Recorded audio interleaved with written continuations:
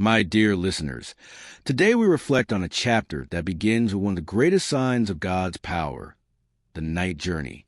God tells us that he took his servant, the prophet, on a miraculous journey by night from the sacred mosque in Mecca to the farthest mosque in Jerusalem, so that he could show him signs of divine greatness.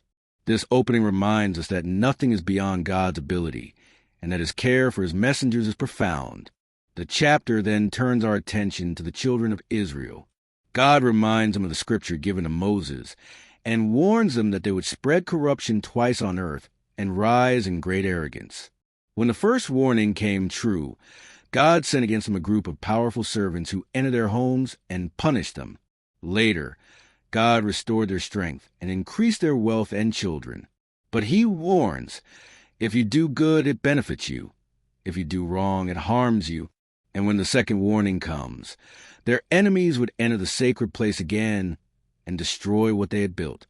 These stories are not just history. They are lessons for every community about the consequences of righteousness and wrongdoing. The chapter then shifts to universal guidance.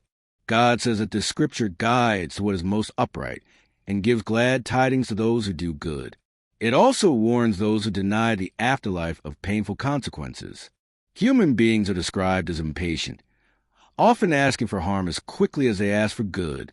God created night and day as signs so that we may rest, work, and measure time. One of the most beautiful parts of this chapter is the list of moral commandments, timeless principles for a healthy society. God commands that we worship him alone and that we treat our parents with deep kindness. He tells us not even to show irritation toward them and to speak to them with dignity.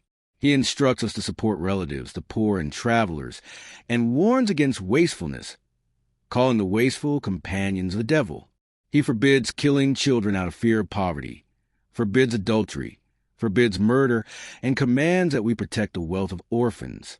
He tells us to fulfill promises, to be fair in measurement, to avoid speaking without knowledge, and to walk humbly on earth. All of these, God says, are part of the wisdom he has revealed. The chapter also addresses those who mocked the prophet and demanded impossible miracles. They asked him to make springs burst from the earth, to bring down the sky, or to climb into heaven and bring down a written book. God tells the prophet to say that he is only a human messenger. The issue is not the lack of miracles, but the lack of sincerity in their hearts. God then reminds the prophet of attempts by his opponents to pressure him into changing the message. God protected him from leaning toward them. He also warns that earlier communities who tried to expel their prophets were themselves destroyed shortly after. The chapter commands the prophet to establish prayer from the decline of the sun until the darkness of night, and to recite the dawn prayer, which is witnessed by angels. It encourages him to pray during part of the night, so that God may raise him to a praised position. It teaches him to ask God for truthful entry and truthful exit, and to rely on divine support. God describes the Quran as a healing and a mercy for believers, though it increases the loss of those who reject it. Human beings are described as turning away when blessed and becoming desperate when harmed. God tells the prophet that each person acts according to their nature, and God knows who is best guided. When people ask about the nature of the soul, God answered that the soul is from his command, and that humans have been given only a little knowledge. This humbles us and reminds us of our limits. The chapter ends by affirming the truth of the revelation. Those who were given knowledge before Islam fall in prostration when they hear it, saying that God's promise is true.